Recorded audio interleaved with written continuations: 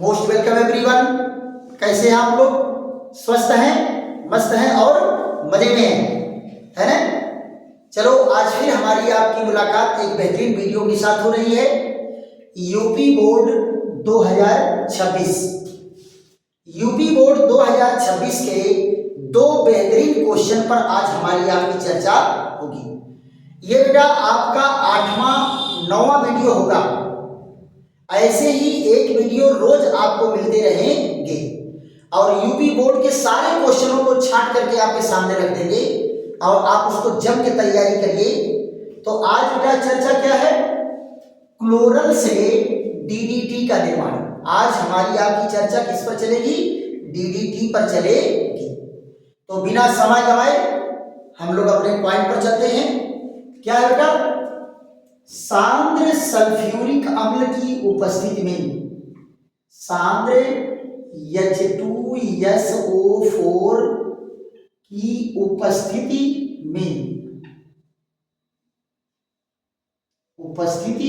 में क्लोरल की क्रिया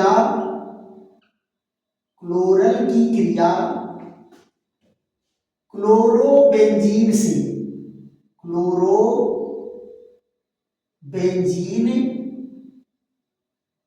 से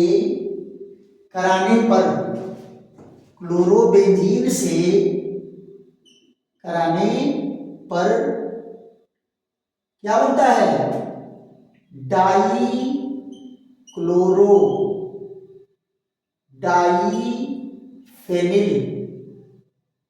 डाईफेनिल और ट्राइक्लोरोईथेन जिसको शॉर्ट में कहते हैं डीडीटी बनता है। ये है बेटा डीडीटी बनाने की विधि। अब जरा इसके रिएक्शन देख लेते हैं। इनके रिएक्शन क्या है? इनका रिएक्शन बेटा बहुत ही बेहतरीन रिएक्शन है। आप जरा देखो क्लोरल का फार्मूला क्या है? ये है यहां पर Cl और यहां जरा देखो ये है CO और ये H। ये क्या है? ये है क्लोरल। ये क्या है? क्लोरल है।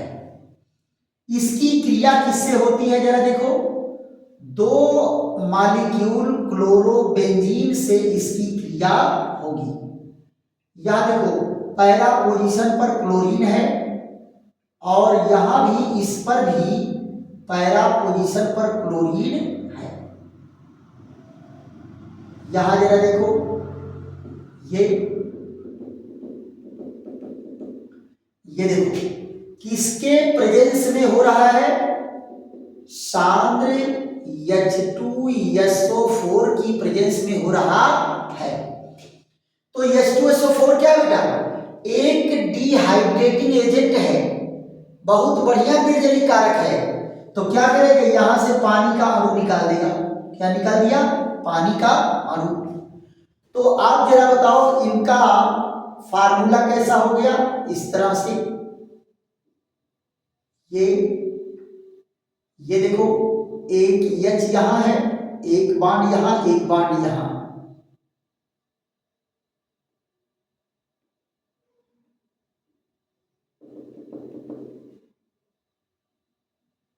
ये देखिए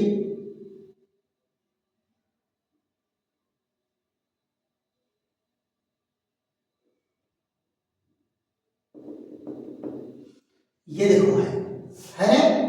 और क्या निकला? H2O। देखो डाइक्लोरो डाइफेनिल ट्राइक्लोरोईथेन, दो कार्बन का डाइक्लोरो डाइफेनिल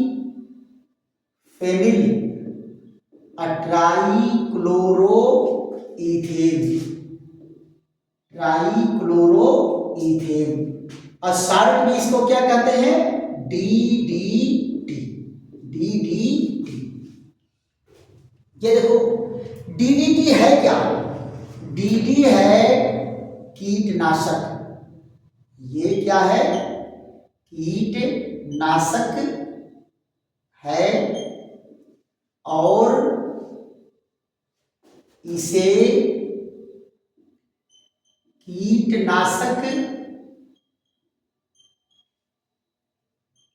के रूप में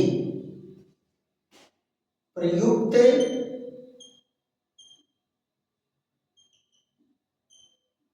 करते हैं। कीटनाशक के रूप में प्रयुक्त करते हैं। क्लियर? ये कैसा होता है? सफेद चूर्ण के रूप में होता है और इसका गलनांक कितना होता है? 110 डिग्री सेंटीग्रेड होता है। ये क्या है बेटा? सफेद चूर्ण है और गलनांक 110 डिग्री सेंटीग्रेड है। गलनांक कितना है? 110 डिग्री सेंटीग्रेड है। ये तो इसका हो गया, लेकिन इसकी एक डिमेरिट है। इसकी क्या है? एक डिमेरिट ये है कि इसको जब आप यूज करते हो तो ये भौतिक कारकों के द्वारा ये डिकम्पोज नहीं होता। पानी से डिकम्पोज नहीं होगा, नहीं टूटेगा, प्रकाश से नहीं टूटेगा, ऊष्मा से नष्ट नहीं होगा, जीवाणुओं के द्वारा नष्ट नहीं होगा और ये जैव तंत्र में प्रवेश कर जाता है। कहाँ प्रवेश कर जाता है?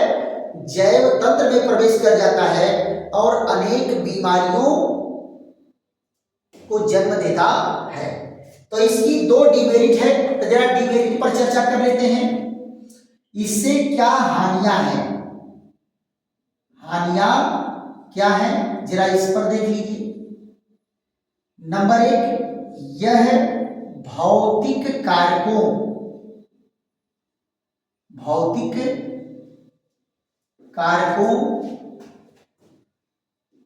ताप, ऊष्मा व प्रकाश द्वारा प्रकाश तथा जीवाणु द्वारा नष्ट नहीं होते। और दूसरी चीज क्या है? पौधों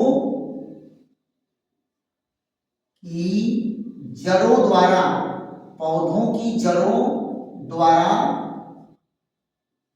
अवशोषित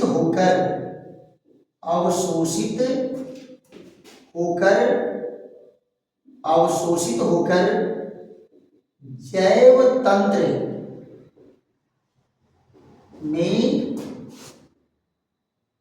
प्रवेश कर जाता है और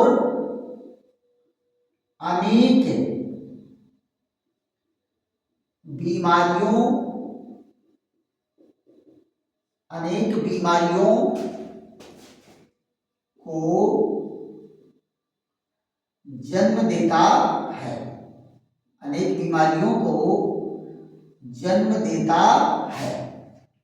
जैसे कहने का मतलब पौधों में प्रवेश करेगा, फिर पौधों से हमारे शरीर में आ जाएगा। क्लियर? तो क्या हुआ? जब ये हानिकारक इफेक्ट डालता है तो क्या कहेंगे? कई देशों के द्वारा 1970 से प्रयोग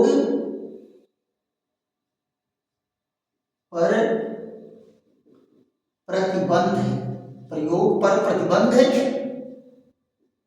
लगा दिया गया है। कई देशों के द्वारा जो है 1970 से ही इस पर प्रतिबंध लग गया है। तो बेटा ये बहुत ही बेहतरीन क्वेश्चन है और बोर्ड में कई साल पूछा गया है। तो आप जो है डीडीटी के बारे में बनाने की विधि क्या है, इसका यूज कहाँ करते हैं, इसकी डिमेरिट क्या है, मतलब इससे हानियां क्या है, तो ये सारी चीज की चर्चा हो गई। इसका फट से स्क्रीनशॉट लीजिए और एक और बेहतरीन क्वेश्चन पर चर्चा हम लोग कर लेते हैं। क्या? पिक्रिक अम्ल बनाने की विधि। किस पर चर्चा होगी? पिक्रिक अम्ल बनाने की विधि। तो इसको इरेज करते हैं, फट से स्क्रीनशॉट लीजिए। पिक्रिक अम्ल बेटा किससे बनाते हैं? फिनाल से। और आपको मैं बता दूं, एक साल बोर्ड के क्वेश्चन में केवल पिक्रिक अम्ल का सूत्र ही आया था, 1 नंबर लीजिए। केवल पिक्रिक अम्ल का सूत्र लिखिए, 1 नंबर ले लीजिए। तो पिक्रिक अम्ल कैसे बनता है, इस पर हमारी आपकी चर्चा चलेगी। और पिक्रिक अम्ल क्या है? एक विस्फोटक पदार्थ है। पिक्रिक अम्ल क्या है? एक विस्फोटक पदार्थ है। क्लियर? तो इस पर जो है हमारी आपकी चर्चा चलेगी। अब आप जरा देखो, क्या यहां पर चर्चा है? पिक्रिक अम्ल बनाने की विधि।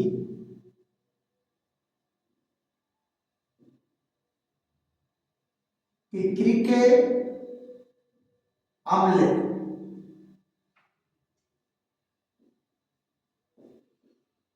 बनाने की विधि। पिक्रिक अम्ल बनाने की विधि। क्लियर? ये अगला क्वेश्चन बहुत ही बेहतरीन है कि पिक्रिक अम्ल को कैसे बनाया जाता है। आप जरा देखो, पिक्रिक अम्ल को किससे बनाते हैं? फिनाल से।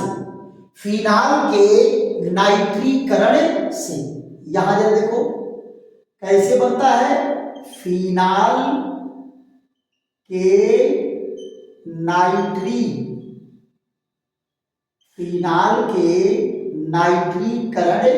से। फिनाल के नाइट्रीकरण से। लेकिन फिनाल के नाइट्रीकरण में एक विशेषता है कि अगर सांद्र नाइट्रिक अम्ल द्वारा इसका नाइट्रीकरण कराएंगे तो फिनाल का ऑक्सीकरण हो जाता है। और ऑक्सीकरण होगा तो पूरे रिंग को तोड़ देगा, पूरे रिंग को तोड़ देगा।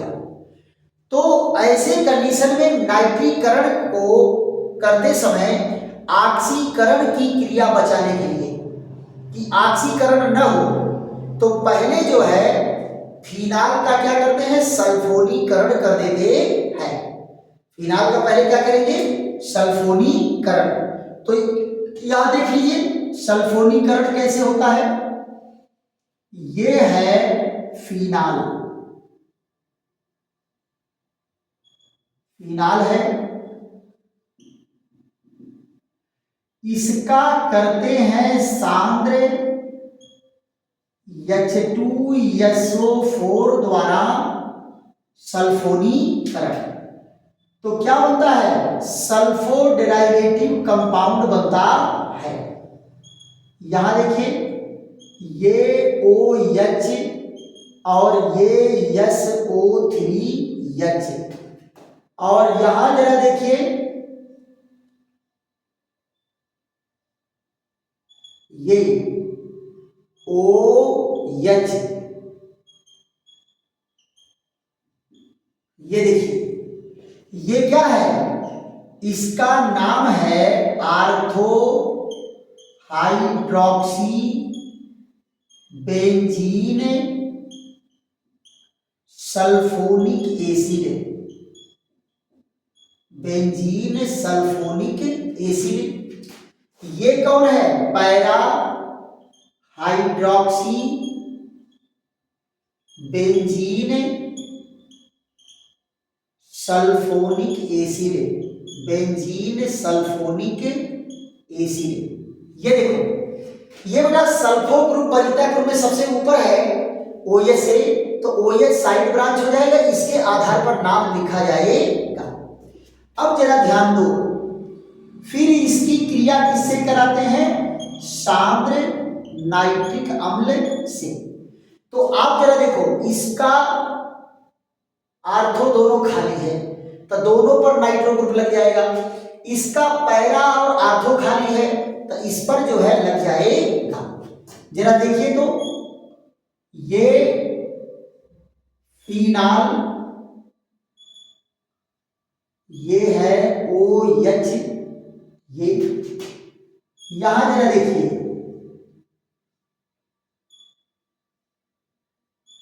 ये OH, यहां देखो क्या है SO3H और ये SO3H। आप जरा ध्यान दो, इसका कहीं कोई टेंशन नहीं, इधर हो जाए इधर हो जाए कोई टेंशन नहीं है। यहां देखो इस पर NO2 लगा और एक NO2 इस पर लगा। आप कहेंगे सर ऐसा काहे लिखा गया है? बेटा बॉन्ड जो है नाइट्रोजन से बनता है, इसलिए नाइट्रोजन को सामने लिखा जाएगा। फिर यहां जरा देखो एक NO2 इस पर लगा और एक NO2 इस पर लगा, क्लियर? तो ये नाइट्रो डेराइवेटिव बन गए। क्या बन गए? Nitro derivative. अब आप जरा देखो इसका क्या करते हैं, सांद्र नाइट्रिक अम्ल से जब क्रिया होगा तो सेकेंड स्टेप में, तो ये इजीली जो है सल्फो ग्रुप नाइट्रो ग्रुप द्वारा निकल जाता है। तो यहां से निकलेगा क्या? सल्फ्यूरिक एसिड रिप्लेस हो गया और फिर जुड़ क्या गया? अब देखो यहां से अगर नाइट्रो लगेगा तो भी तीनों पर नाइट्रो हो गया, यहां लगेगा नाइट्रो तो भी तीनों पर नाइट्रो हो गया। तो ये एक ही कंपाउंड बनता है जिस पर ये देखो तीनों, ये OH, ये देखिए NO2 और NO2। अब देखो 1 2 3 4 5 6, तो ये क्या बेटा 2 4 6 ट्राई नाइट्रोफिनाल, ट्राई नाइट्रोफिनाल, इसी को कहते हैं पिक्रिक एसिड, पिक्रिक एसिड है। अब जरा देखो पिक्रिक अम्ल क्या है बेटा? पिक्रिक अम्ल पर अगर चर्चा करेंगे तो ये प्रबल विस्फोटक है। क्या है? प्रबल विस्फोटक है। और क्या है? प्रबल अम्ल है, प्रबल अम्ल है। इसका गलनांक कितना है? इसका गलनांक आपका 122 डिग्री सेंटीग्रेड के आसपास है। तो गलनांक कितना है? 122 डिग्री सेंटीग्रेड, 122 डिग्री सेंटीग्रेड है। और इसका यूज कहां होता है? पिक्रेट, इसका यूज होता है पिक्रेट लवण बनाने में, पिक्रेट लवण बनाने में इसका यूज होता है। इसका रंग कैसा होता है? पीला रंग होता है, पीला रंग होता है। तो ये बेटा आपको रीजन पूछा जाता है कि इसका जो है सल्फोनीकरण क्यों कराते हैं। एक लाइन में रीजन इसका लिख लीजिए, फिनाल का सांद्र नाइट्रिक अम्ल द्वारा आसानी से ऑक्सीकरण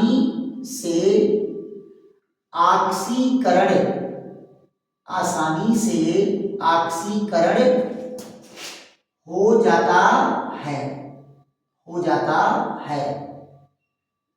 ऑक्सीकरण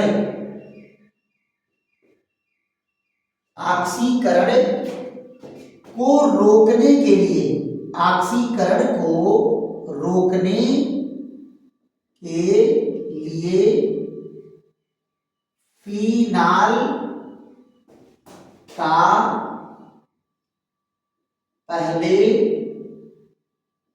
सल्फोनीकरण पहले सल्फोनीकरण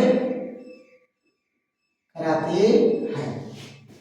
आ जाता है कि फिनाल का हम सल्फोनीकरण पहले क्यों कराते हैं, तो ये ऑक्सीकरण को रोकने के लिए, कहीं ऑक्सीकरण से भी कहीं टूट जाए उसके लिए पहले सल्फोनीकरण कराते हैं, तब नाइट्रीकरण कराते हैं।